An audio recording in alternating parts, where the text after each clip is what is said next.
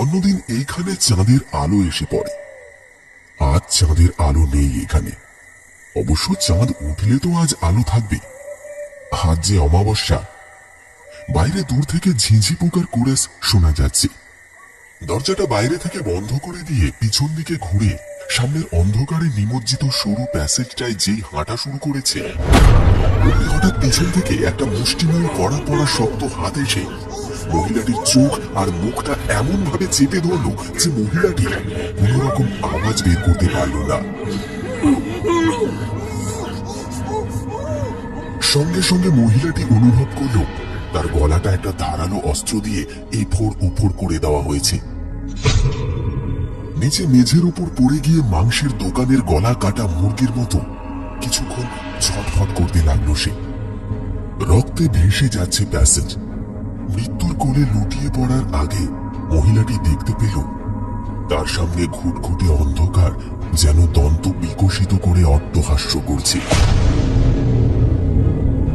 সেই অন্ধকারে দূরে মাঠের দিকে একটা আপাত মস্তক র্যাপার জড়ানো ছায়ামূর্তি খুব দ্রুত একটা গলির মধ্যে ঢুকে গেল। মৃত্যু ঘনানো চোখে লতিকা দেখল ছায়ামূর্তিটা দৌড়ে পালিয়ে যাচ্ছে।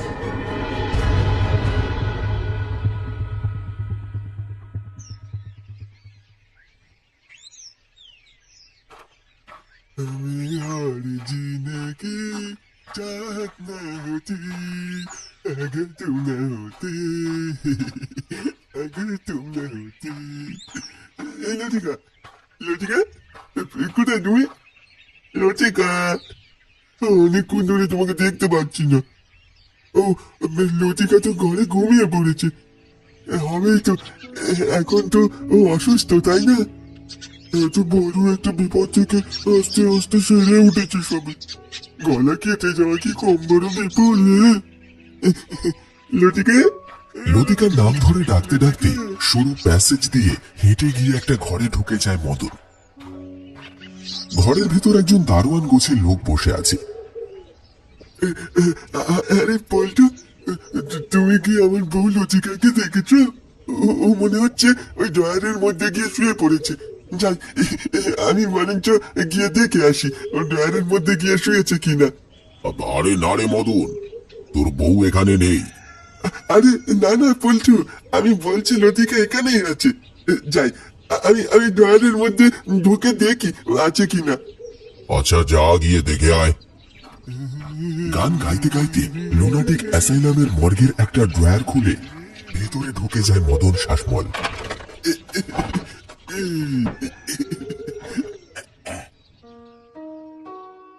এক মাস হলো মদনকে অতিরিক্ত উন্মাদনার জন্য এই অ্যাসাইলামে ভর্তি করা হয়েছে। মদনের বউ লতিকা ও তার বাবা মা এসে মদনকে ভর্তি করিয়েছিল এই অ্যাসাইলামে। এই মদনই মাস দুয়েক আগেও পাগল বা উন্মাদ ছিল না। লতিকার সাথে বিয়ে হওয়ার পর তার জীবন খুব সুখেই কাটছিল। তাদের সুখের জীবনে আনন্দ আরো উপচে পড়েছিল। লতিকার কোল আলো করে একটা ফুটফুটে সন্তান এসেছিল যখন। সবকিছুই ঈশ্বরের কৃপায় ঠিকঠাক চলছিল। হঠাৎ তাদের জীবনে নেমে এলো এক অন্ধকার। ছোট্ট ছেলেটা একদিন বাড়িতে কেউ না থাকায় ঘর থেকে বাইরে বেরিয়ে রাস্তায় চলে যায়। সেখানে অন্যমনস্কভাবে একটা লরির সাথে ধাক্কা লেগে মর্মান্তিকভাবে মৃত্যু ঘটে।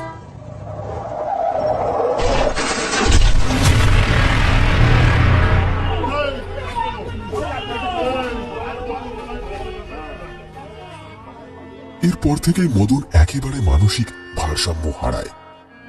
ছেলের এই অকালে চলে যাওয়াটা তার মন কিছুতেই মেনে নিতে পারেনি।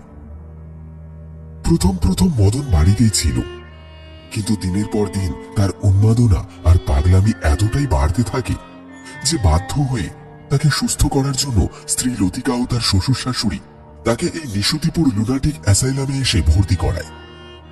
লতিকাকে বড্ড ভালোবাসত মদন, লতিকাও মদনকে ভালোবাসত। তাই মদনকে এখানে ভর্তি করার পর সে প্রায় প্রতিদিনই একবার করে মদনকে দেখতে আসত। কিন্তু হঠাৎই গত সপ্তাহে তাকে পাওয়া গেল অ্যাসাইলামের মদন শ্বাসমলের দরজা বন্ধ 106 নম্বর রুমের বাইরে মৃত অবস্থায়।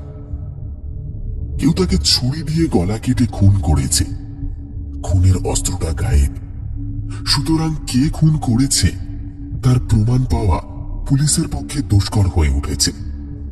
পুলিশ তদন্ত করছে ঠিকই, তবে এই রহস্যের সূত্র খুঁজে পায়নি এখনো। পল্টু চুপ করে বসে থাকে। সে এই অ্যাসাইলামের মর্গের রক্ষণাবেক্ষণকারী তথা ডোম। তার কাজ অ্যাসাইলামের কোনো পেশেন্ট মারা গেলে তার দেহ সৎকারের আগে দেহটা মর্গের ড্রয়ারে রাখা। কোনো পাগলের অস্বাভাবিক মৃত্যু হলে পোস্টমর্টেমের জন্য লাশ চেরাই করা, এ সমস্ত কাজও সে করে থাকে। মাস তিনেক হলো চাকরিটা পেয়েছে পল্টু। চেয়ারে বসে থাকতে থাকতে তার চোখ ঘরের বাইরের প্যাসেজের দিকে চলে যাচ্ছে মাঝে মাঝে। প্যাসেজে দূরে একটা পাগল হাত দুটো মাটিতে এবং পা দুটো উপরে করে উল্টো হয়ে দাঁড়ানোর চেষ্টা করছে।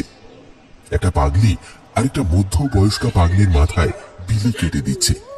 যে পাগলিটার মাথায় বিলি কেটে দিচ্ছে সেই পাগলিটা যেন ছোট বাচ্চা হয়ে আছে।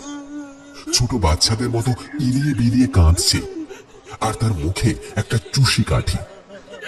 একটা কোণে একটা মধ্যবয়স্ক পাগল হাসতে হাসতে কাঁদছে, আবার কাঁদতে কাঁদতে হাসছে। এক যৌবনে পদার্পণকারী যুবক একই সঙ্গে দুটো চরিত্র যেন একসাথে ফুটিয়ে তুলছে। দেখে মনে হচ্ছে যেন বাবা তার ছেলেকে শাসন করছে। প্রথমত সে যুবকটা ভারী গলায় বকছে, তারপর হঠাৎই আবার নিজে বাচ্চা ছেলে হওয়ার মতন করে কাঁদছে, যেন তার বাবা তাকে বকুনি দিয়েছে। পল্টুর মনটা বিষণ্ণ হয়ে ওঠে। এই সমস্ত লোকগুলো যারা এসেছে এখানে, এদের জীবনটা তো কত সুন্দর হতে পারত। এদের জীবনে দেখা সেই ছোট ছোট রঙিন স্বপ্নগুলোকে জড়িয়ে ধরে এরা বাঁচতে পারত। কিন্তু হায়, এদের ভাগ্যের কি পরিহাস! এদের জীবনটা এই পথে পরিচালিত হলো। এই সমস্ত চিন্তা করছিল পল্টু। এমন সময় পল্টুর সহকর্মী শিবুদা এসে দাঁড়ালো। আরে কি রে, এত কি ভাবছিস বলতো? এই তোর মুখটা এমন ছল ছল করছে কেন রে? কিছু নয়, মনটা খুব একটা ভালো নেই। এই পাগলগুলোকে দেখেই তো তাই মনটা কেমন বিষণ্ণ হয়ে থাকে। এদেরও তো একটা ভালো জীবন হতে পারতো বল। কি থেকে ওদের জীবনে কি হয়ে গেল? এসব কথা মাথা থেকে বের কর, বুঝলি? একদম ভাবিস না, আমাদের তো কিছু করার নেই ভাই। তার থেকে চল একটু বেরিয়ে আসি। আর তার আগে দিল একটা বিড়ি দেখবে দেখি। অনেকক্ষণ কাজ করছি, মনটা বিড়ি বিড়ি করছে বড্ড। একটা না খেলেই নয়, বুঝলি? পল্টু তার তাপ্তি দেওয়া প্যান্টের পকেট হাতড়ে একটা বিড়ির প্যাকেট আর দেশলাই বের করে এনে শিবুদার হাতে দেয়। শিবুদা বিড়ির প্যাকেট থেকে একটা বিড়ি বার করে সেটাই অগ্নিসংযোগ করে মুখে একটা লম্বা সুপ টান দেয়। হ্যাঁ রে, বলছি ওই 106 নম্বর রুমের রোগীটা গেল কোথায় বলতো? সকাল থেকে ওকে দেখতে পাচ্ছি না, ও তো ঘরে নেই। কি যেন নামটা মালটার? হ্যাঁ, মনে পড়েছে, মদন মদন মদন। কোথায় গেল বলতো মালটা? কোথাও দেখতে পাচ্ছি না। মদন এখানেই আছে। একটা ড্রয়ারের দিকে আঙুল নির্দেশ করে পল্টু। ওই ওই ড্রয়ারটার মধ্যে আছে মদন। পল্টুর কথা শুনে অবাক হয়ে যায় শিবু। মদন মর্গের লাশ ঘরের ওই ড্রয়ারের মধ্যে কি করছে? হ্যাঁ, মদন ওর বউয়ের সাথে ওই ড্রয়ারের মধ্যে দেখা করতে এসেছে। কি যাতা বলছিস? হ্যাঁ, মদনের বউ তো মারা গেছে। মারা গেছে, কিন্তু মদন ভাবছে ওর বউ মারা যায়নি। তোর মনে আছে মদনের বউ খুন হয়ে যাওয়ার পর ওকে মর্গের ওই ওই ড্রয়ারটাতে রাখা হয়েছিল। তাই মদন মনে করে ওর বউ লতিকা এখনো ওখানেই আছে। মদন ওইখানে প্রায় এসে ওই ড্রয়ারটার মধ্যে ঢুকে থাকে। আমি ওকে একবার জিজ্ঞেস করেছিলাম, ও বলছিল ও নাকি ওর বউয়ের সাথে গল্প করছে। লোকটা কি কপাল! ছেলে বউ সকলকে হারিয়ে কেমন কেমন উন্মাদ হয়ে গেছে। মদন মনে করে ওর বউ লতিকা এখনো বেঁচে আছে। লতিকা মরে যাওয়ার পর ওর বডিটাকে ওই ড্রয়ারটার মধ্যে রাখা হয়েছিল, তাই ও বারবার ওই ড্রয়ারটার মধ্যেই ঢুকে যায়। কিন্তু মদন যে ড্রয়ারটার মধ্যে ঢুকে আছে, রাত্রে তো মনে হচ্ছে লাশ আসবে, আর একটা ড্রয়ার ফাঁকা নেই, কেবল মদনের ড্রয়ারটাই ফাঁকা আছে, তাহলে তো লাশটাকে ওখানেই ঢোকাতে হবে। তখন কি করব? তখন না হয় মদনকে বুঝিয়ে সুঝিয়ে বের করে দেব। এখনো লাশ আসতে ঢের দেরি আছে, আসবে তো সেই রাত্রির ওই 1টা নাগাদ, তখন তো ডিউটিতে আমি থাকবো। আবে চল, এখন বাড়ি যাওয়া যাক, দুপুরে খেয়ে একটু ঘুমিয়ে নিতে হবে। রাতে আমার আবার এখানে নাইট ডিউটি আছে। আকাশের অবস্থা খুব একটা ভালো নয়, মনে হচ্ছে রাত্রে বৃষ্টি হবে।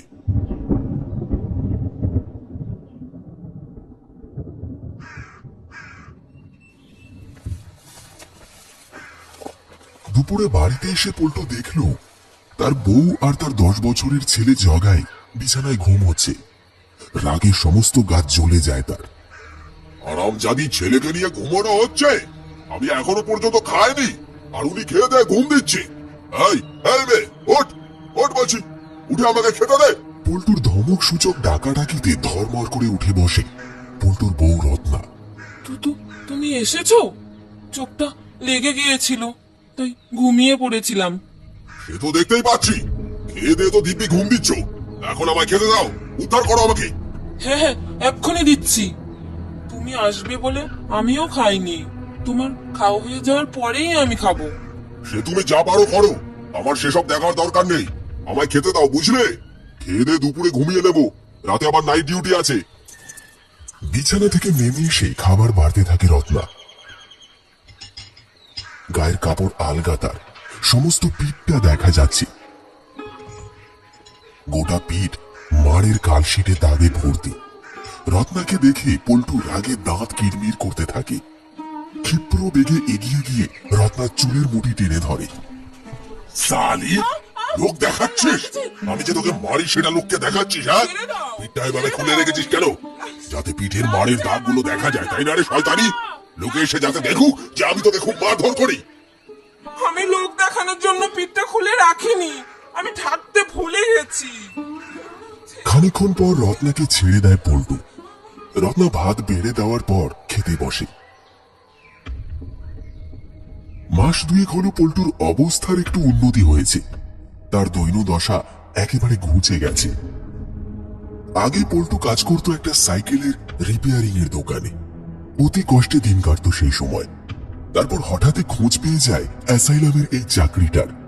চাকরির সাথে সাথে অ্যাসাইলামের মর্গে কোনো পাগলের যখন মৃতদেহ আসে, আর যখন সেই মৃতদেহ পোস্টমর্টেম না করেই কেস চাপা দেওয়ার কথা আসে, তখন সেই সমস্ত কেসগুলোর জন্য উপরি পয়সা পায় পল্টু। এই কাজটা লোকচক্ষুর আড়ালেই চলে।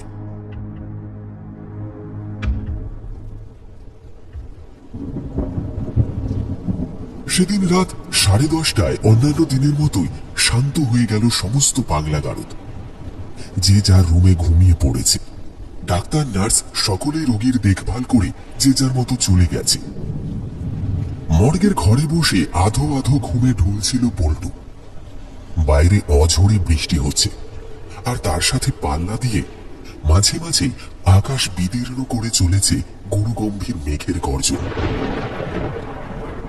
অন্যদিন পল্টু মদে ডুবে থাকে এই সময়। আজকে লাশ আসার কথা আছে, তাই পল্টু বেশি মদ খায়নি। তবুও যেটুকু মদ আছে পল্টু খেয়েছে, আর তাতেই গোটা মর্গ ঘরটা গন্ধে ভরে আছে। গন্ধতেই বোঝা যাচ্ছে বেশ কড়া দেশি মদ গিলেছে সে। ঘরে একটা বড় হাই পাওয়ারের সাদা বাল্ব জ্বলছে। সেই বাল্বের আলোর চারপাশে ঘুরে বেড়াচ্ছে একটা মথ। ঘরের ডান দিকের দেওয়ালে এক কোণে জমা ঝুলের স্তূপের সামনে একদম মাথায় একটা টিকটিকি এক দৃষ্টি তাকিয়ে আছে ওই বাল্বের আশেপাশে ভন ভন করতে থাকা মথটার দিকে। পল্টু বসে থাকতে থাকতে দেখলো হঠাৎ করেই মথটা বিভ্রান্তর মতন হয়ে গিয়ে টিকটিকিটার সামনে গিয়ে বসলো, আর টিকটিকিটা এগিয়ে এসে চোখের পলক পড়তে না পড়তে সেটাকে খপ করে গিলে নিল।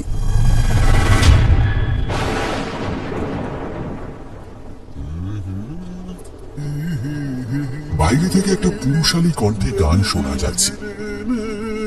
গান যে গাইছে সে এই মর্গের ঘরে ঢোকার জন্যই এগিয়ে আসছে। আর এটা বুঝতে খুব একটা অসুবিধা হয় না যে এই ঝড় বাদলার রাতে কে আসছে। আরেকটু এগিয়ে আসতে গলাটা চিনতে পারল সে। এটা তো মদনের গলা। পল্টুর তন্দ্রা ভাবটা কেটে যায়। মর্গ ঘরে ঢুকে মদন পল্টুকে বলল, বলছি আমাকে একটু লতিকার সাথে দেখা করতে দিবি? সে সকালে কথা বলেছি ওর সাথে, তারপর তো কাজে ব্যস্ত ছিলাম, অফিসের কাজে। এখন রাত্রিরে ফিরে দেখি লতিকা কোথাও নেই। ভাবলাম হয়তো ঘুমিয়ে পড়েছে, তাই এখানে চলে এলাম লতিকার সাথে দেখা করতে। আমাকে একটু ওর সাথে দেখা করতে দে না পল্টু। আচ্ছা ঠিক আছে, যা ওর সাথে দেখা করবি যা, তবে বেশিক্ষণ থাকবি না, একটু পরেই তোকে আমি ডাকবো, তখন বেরিয়ে আসবি। আচ্ছা। সম্মতি সূচক মাথা নেড়ে গান গাইতে গাইতে মদন ঢুকে যায় সকালের সেই ড্রয়ারটাতে। আবারও চুপ করে চেয়ারে বসে থাকে পল্টু। দেওয়ালে ঘড়ির কাঁটা টিক টিক শব্দ করে ঘুরে চলেছে। মিনিট 15 পর বাইরে থেকে একটা স্ট্রেচার আর দুজন মানুষের পায়ে চলার শব্দ শোনা গেল। ওই লাশ আসছে। দুজন লোক একটা শায়িত লাশ সমেত একটা স্ট্রেচার ঠেলে নিয়ে আসছে এই ঘরে। লোক দুটো এসে স্ট্রেচার নিয়ে মর্গের ঘরের ভিতরে ঢুকে স্ট্রেচার সমেত মরাটা পল্টু যেখানে বসেছিল ঠিক সেই জায়গাটার সামনে দাঁড় করিয়ে আবার ফিরে গেল। উঠে দাঁড়ালো পল্টু। এগিয়ে গিয়ে মৃতদেহের মুখে ঢাকা দেওয়া সাদা মার্কিন কাপড়টা সরিয়ে দিল। একটা বয়স্ক মানুষের মৃতদেহ। মৃতদেহটা যেন খুব চেনা চেনা ঠেকছে। যাকে তার এসব ভেবে কাজ নেই, এখন লাশটা ড্রয়ারের মধ্যে ঢুকিয়ে দেওয়াই শ্রেয়। এমন সময় পিছন থেকে ড্রয়ার খুলে বেরিয়ে আসে মদন। পল্টু মদনের দিকে তাকিয়ে বলে, এক্ষুনি তোকে ডাকতে যাচ্ছিলাম, ভালোই হলো তুই বেরিয়ে গেছিস। এবার যা, তোর ঘরে চলে যা, আমি এই লাশটায় ড্রয়ারের মধ্যে ঢুকিয়ে রাখবো। পল্টু, আমার আমার বউ লতিকা তোমাকে ডাকছে, তোমার সাথে কথা বলবে। একবার একবার ড্রয়ারের ভেতরে উঁকি মেরে দেখো। রাগে মাথা গরম হয়ে যায় পল্টু। আরে ধুর পাগল, যা তুই এখান থেকে, যা ভাগ। এই বলে খোলা ড্রয়ারটার দিকে এগিয়ে যায় পল্টু। ড্রয়ারটার ভিতরে চোখ পড়তেই পল্টুর মনে হয় তার বুকের পাঁজর কেউ যেন ধরে নাড়িয়ে দিল। আতঙ্কে আপাত মস্তক ঠান্ডা হয়ে যায় তার। পল্টু দেখল ড্রয়ারের ভিতরে রয়েছে মদনের বউ লতিকার দেহ। দেহটা নড়াচড়া করছে। লতিকার কাটা গলা থেকে ঝরে পড়ছে রক্ত। হঠাৎ সে হেসে উঠল। কি বিকট সেই হাসি! লতিকা, লতিকা এখানে কি করে আসতে পারে? সে তো মারা গিয়েছে 1 মাস আগে। লতিকার মরদেহ আমি নিজে দাহ হতে দেখেছি। তাহলে তাহলে কিভাবে? লতিকা যেন পল্টুর মনের কথা বুঝে আবার অট্টহাস্য করল। তারপর সে কাটা গলা দিয়ে ফিস ফিস শব্দ করে সে বলল, পল্টু, পল্টু, আমি আমি এখানেই আছি পল্টু। এসো এসো, ডয়ারের মধ্যে ঢোকে এসো। না না, আমি যাব না, আমি কিছুতে যাব না। আমি জানি ভেতরে গেলে তুমি আমাকে মেরে ফেলবে, তুমি আমাকে মেরে ফেলবে, তুমি আমাকে মেরে ফেলবে, কারণ কারণ তোমাকে যে আমি খুন করেছি। আমি যেহেতু তোমাকে পাইনি, তাই তাই সেই কবেই তোমাকে খুন করেছি। তুমি যখন মদনকে এখানে ভর্তি করতে এসেছিলে, তখনই আমি তোমার সৌন্দর্যে পাগল হয়ে গিয়েছিলাম। আমার মন একটাই কথা বলেছিল, আমার তোমাকে চাই, যেভাবে হোক তোমাকে আমার চাই। তোমার দেহ ও মনের ওপর অধিকার শুধু আমারই, শুধু আমার, ওই হতচ্ছাড়া মদনের নয়। আমি তোমাকে দেখার পর অনেকবারই নিজের মনের কথা বলেছি তোমায়। পাগল স্বামীকে ছেড়ে দিয়ে আমার সঙ্গে থাকতে বলেছিলাম, কিন্তু তুমি কখনোই তোমার স্বামীকে ছাড়োনি। আমার প্রস্তাবে রাজি হওনি। বলেছিলে স্বামী পাগল হলেও তুমি তুমি তুমি তোমার ওই স্বামীকেই ভালোবাসো। কখনো স্বামীকে ছেড়ে তুমি যাবে না। তোমার এই কথাগুলো আমার একদম ভালো লাগেনি। তোমার আমাকে ফিরিয়ে দেওয়াটা আমি মন থেকে কিছুতেই মেনে নিতে পারিনি। বারবারই আমার মন বলছিল ওই পাগল মদন তার মধ্যে কি আছে যা যা আমার মধ্যে নেই। তোমার উপর যত রাগ হয়েছে সব রাগ মিটিয়েছে আমার নিজের বউকে পিটিয়ে। অনেক ভেবে চিন্তা ঠিক করলাম তোমাকে যখন পাবোই না তাহলে তাহলে তোমাকে শেষ করে দিই। তাই আমি সেই রাত্রিরে তোমায় খুন করলাম। লতিকা আবার ফ্যাস ফ্যাসে গলায় বলে উঠল, কেন এটা করলে তুমি? কেন এটা করলে? তোমার তো কোনো ক্ষতি করিনি আমি। আমি আমি সত্যি আমার স্বামীকে ভালোবাসতাম। চেয়েছিলাম তার প্রতিব্রতা স্ত্রী হতে। কিন্তু কিন্তু তুমি আমায় হতে দিলে না। এবার তোমার অবস্থাও হবে আমার মতো। না না, আমার অবস্থা তোমার মতন হবে না। তুমি তুমি কিছুতেই আমাকে মারতে পারবে না। আমি এখান থেকে পালিয়ে যাব। আমি পালিয়ে যাব। কথাটা শেষ করেই পালাতে যায় পল্টু, কিন্তু একটু দৌড়তে গিয়ে সে অনুভব করে একটা হাত তার হাত শক্ত করে ধরেছে। হাতটা বরফের থেকেও ঠান্ডা, অপার্থিব শীতলতা সেই হাতে। পল্টু হাতের দিকে তাকায়, সে দেখল তার ডান হাতটা শক্ত করে ধরে আছে একটু আগে স্ট্রেচারে করে আসা সেই বৃদ্ধ লোকের মৃতদেহটা। কিন্তু মৃতদেহটা তো কাপড়ে ঢাকা ছিল, সেটা তো এখন উঠে বসেছে। তার চোখের মণি দুটো যেন ঠিকরে বাইরে বেরিয়ে এসেছে। বৃদ্ধ লোকটির মৃতদেহটা বৈশাচিক হাসিতে ফেটে পড়ল। বাইরের বৃষ্টির ধারার আওয়াজের সাথে অট্ট হাসি যেন মিশে গেল।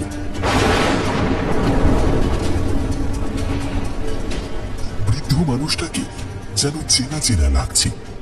কিছুক্ষণের মধ্যেই শত আতঙ্কের নাগপাশে তার মন আবদ্ধ হয়ে থাকলেও তার মস্তিষ্ক চিনতে পারল ওই বৃদ্ধ লোকটিকে। এই লোকটা তো লতিকার বাবা। হ্যাঁ, বাবা। পল্টু দেখেছে লতিকা ওর বাবার সাথে ওর পাগল স্বামীকে দেখতে আসতো, কিন্তু উনি মারা গেলেন কিভাবে? আবার ফ্যাস ফ্যাসে গলাটা ভেসে এলো।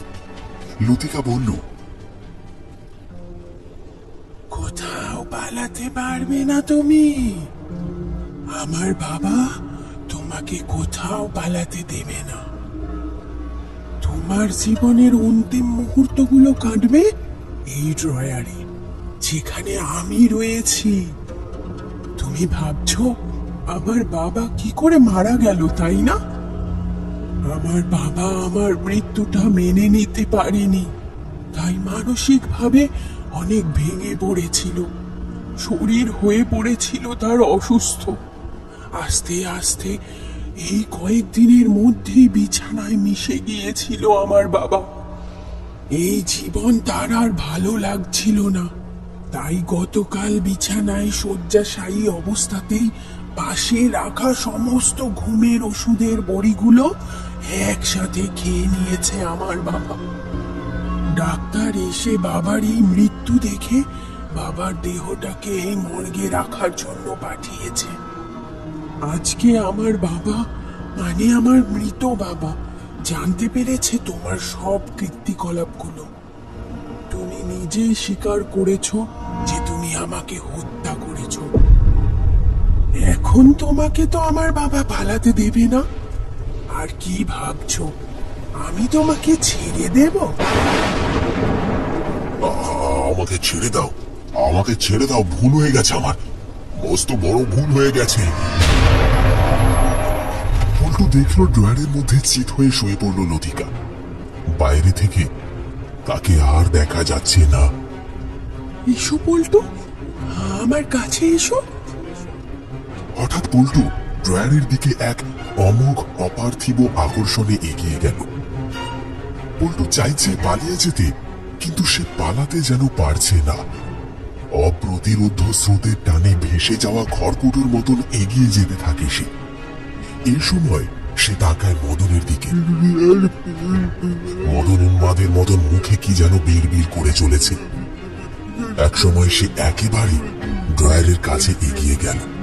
ড্রয়ারের সামনে আসতে সেটার ভেতর থেকে একটা মেয়েলি হাত বেরিয়ে এসে পল্টুর জামাটা ধরে টেনে নিয়ে তাকে ড্রয়ারের মধ্যে ঢুকিয়ে দিল।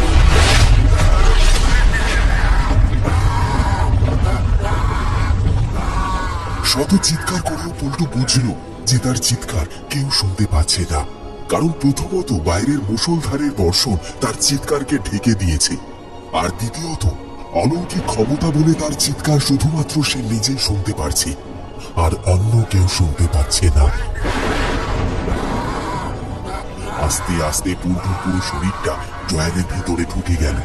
তারপর ড্রয়ারটা আস্তে আস্তে বন্ধ হয়ে গেল। শেষে পল্টুর একটা হাত শুধুমাত্র বেরিয়ে রইল ড্রয়ারটার বাইরে।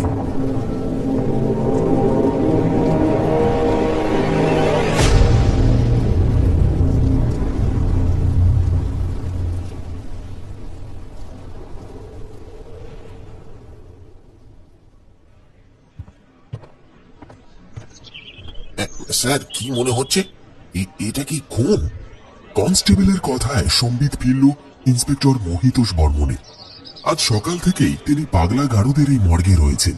তিনি বললেন, সেটাই তো ধোয়া ধোয়া লাগছে রে। সকাল থেকে এতক্ষণ পর্যবেক্ষণ করেও বুঝতে পারছি না এটা খুন নাকি আত্মহত্যা। এটা যদি খুন হয় তবে এই কেসের সমাধান করা খুবই মুশকিল, কারণ খুনি কোনো প্রমাণ রাখেনি এখানে।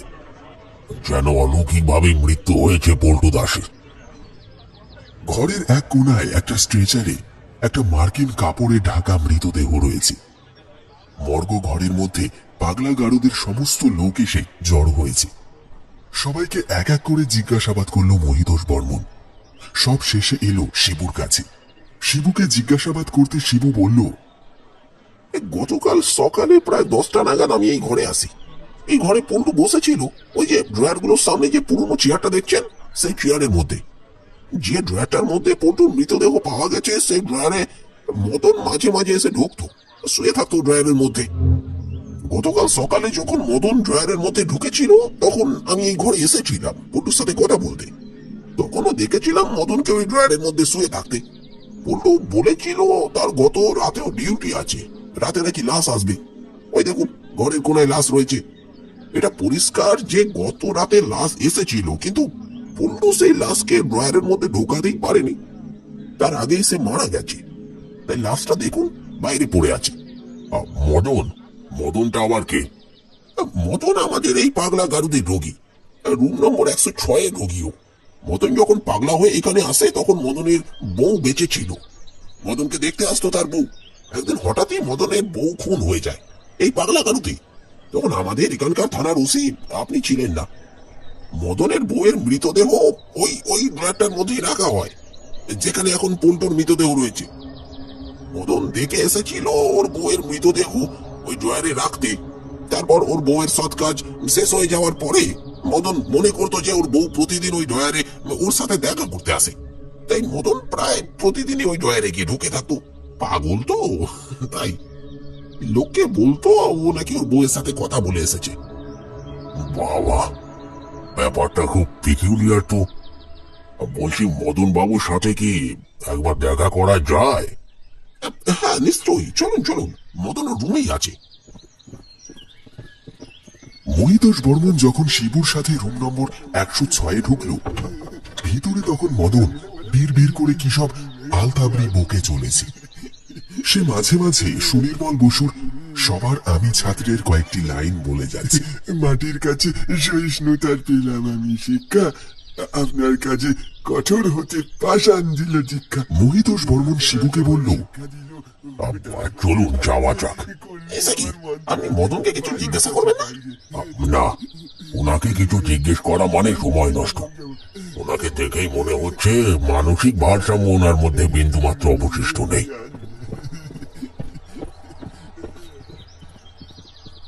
মহিতোষ বর্মন আর শিবু বেরিয়ে যেতেই মদন তার বিছানায় এসে বসল। 1 সপ্তাহ ধরে পাগলের নাটকটা মদন বেশ ভালোই করেছে। কাউকে বুঝতেই দেয়নি যে মদন একেবারে সুস্থ হয়ে গেছে। সুস্থ হয়ে গেলে যে তাকে পাগলা গারদ থেকে ছেড়ে দিত তাহলে যে পল্টুর শাস্তি স্বরূপ মৃত্যুটা দেখতে পারত না সে। পল্টুকে লতিকা মেরেছে, নিজের মৃত্যুর প্রতিশোধ নিয়েছে লতিকা, আর সেটা নিজে চোখে প্রত্যক্ষ করেছে মদন।